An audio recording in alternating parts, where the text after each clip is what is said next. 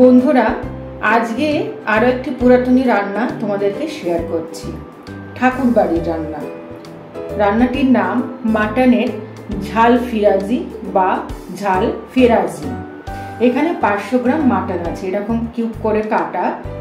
একে আমি অল্প ধনে গুঁড়ো, জিরে গুঁড়ো, সামান্য নুন আর হলুদ দিয়ে ম্যারিনেট করে রেখে দিয়েছিলাম ফ্রিজে, মানে আগের দিন ম্যারিনেশনটা করে রেখে দিয়েছি। এই রান্নাটি পুরোটাই ঘিতে হবে। যাদের ঘিয়ের অসুবিধে তারা বাদাম তেল ব্যবহার করতে পারো, কিন্তু ঘি দিতে হবে। আমি এখানে ঘি নিয়েছি বড় চামচের 6 টেবিল চামচ। মাটনের পিসগুলোকে আমি হালকা একটু ভেজে নিচ্ছি।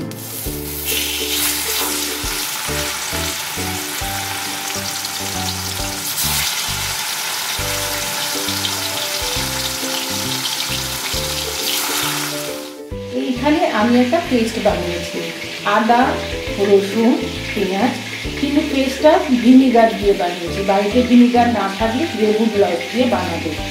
সেখানে আমি পরিমাপটা বলছি, বড় 4টে পেঁয়াজ নিয়েছি, একটা গোটা রসুন, একটা আদা বড় চামচে 2 চামচ কুচিয়ে, আর 4টে কাঁচা লঙ্কা। ভিনিগার আমি দিয়েছি বড় চামচে 6 টেবিল চামচ। ভিনিগার না থাকলে পাতিলেবুর রস দিয়েও করা যাবে। ফোড়নে আমি বড় এলাচ দুটো দিয়ে দিচ্ছি, একটু জাস্ট ফাটিয়ে নিয়েছি। পেস্টটাও দিয়ে দিচ্ছি।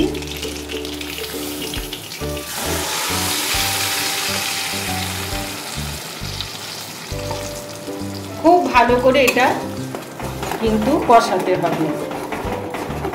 নামটা একটু বড়সড় হলে কি হবে বন্ধুরা, বেশি কিন্তু ইনগ্রেডিয়েন্টস কিছু দরকার হয় না। বাড়িতে থাকা ইনগ্রেডিয়েন্টস দিয়েই রান্নাটা হয়ে যায়। ভাত দিয়ে, রুটি দিয়ে, লুচি, পরোটা দিয়ে খেতেই পারো। এইখানে বড় 4টে আলু আমি ধুয়ে কেটে এরকম ডুমো করে রেখেছি, আর বড় 2টো পেঁয়াজ, বড় মানে খুবই বড়, সেটাকে আমি এরকম কেটে রেখে দিয়েছি। মাংস যখন কষাবো তখন এগুলো দিয়েও আমি কষাবো।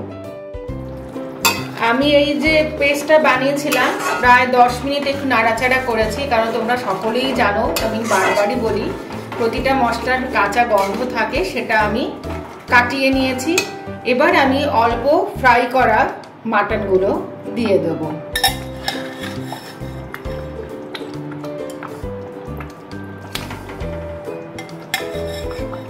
তোমাদের একটা কথা বলে রাখি, এই রান্নাটি যদি এই ভাজাটা আগের দিনও করে রাখো, ফ্রিজে রেখে দাও, তাহলে আরও টেস্টি হবে। আমি করিনি, কারণ একটু রিচনেস বেশি এসে যায়, কারণ যে কোনো তেল মশলা ফ্রিজে থাকলে জমে যায়, খেতেও দেখবে খুব ভালোও লাগে, সেই জন্য আমি করিনি। যদি তোমাদের মনে হয় যে আগের দিন এরকম ঘিতে ভেজে ফ্রিজে রেখে দেবে, পুরো জিনিসটাই জুসটা ঢুকে যাবে, তারপরের দিনও তোমরা এভাবে করতে পারো।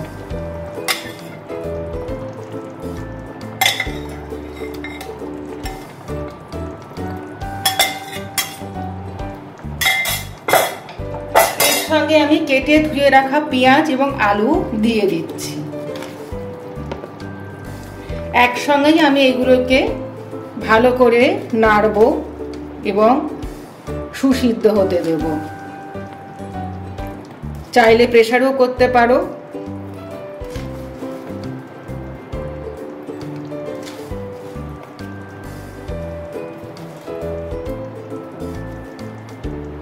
পরিমাপ মতো আমি নুন দিচ্ছি। নুন ঝাল সবসময় তোমাদের টেস্ট এবং পরিমাপ অনুযায়ী দেবে।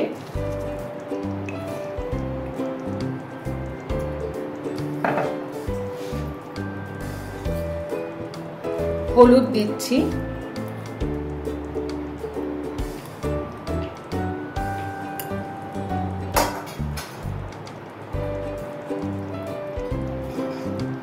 আর ধনে গুঁড়ো, আর কিচ্ছু লাগবে না। আমি বেশ কিছুক্ষণ ধরে এটাকে আমি কষবো,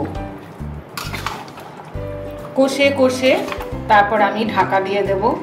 জল আমি পরে দেব। আমি এটাকে প্রায় 20 মিনিট নেড়েছি। এবারে আমি ঢাকা দিয়ে দেব। আর কিছু আমার দেওয়ার প্রয়োজন নেই এই মুহূর্তে, জলও দিইনি। আমি ঢাকা দিয়ে দিচ্ছি।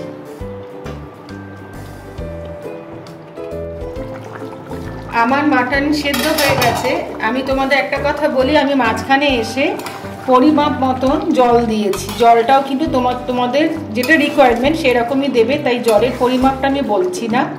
মাংস আমার সেদ্ধ হয়ে গেছে, দেখতে পাচ্ছ মাংস একদম সেদ্ধ হয়ে গেছে। তোমরা কেউ চাইলে সবার শেষে গরম মশলা আলাদা করে ঘি দিতে পারো। আমি পুরোটা ঘিয়ে রান্না করেছি বলে আমি ঘি আর আলাদা করে দিচ্ছি না এবং গরম মশলাও দিচ্ছি না, প্রচণ্ড গরম।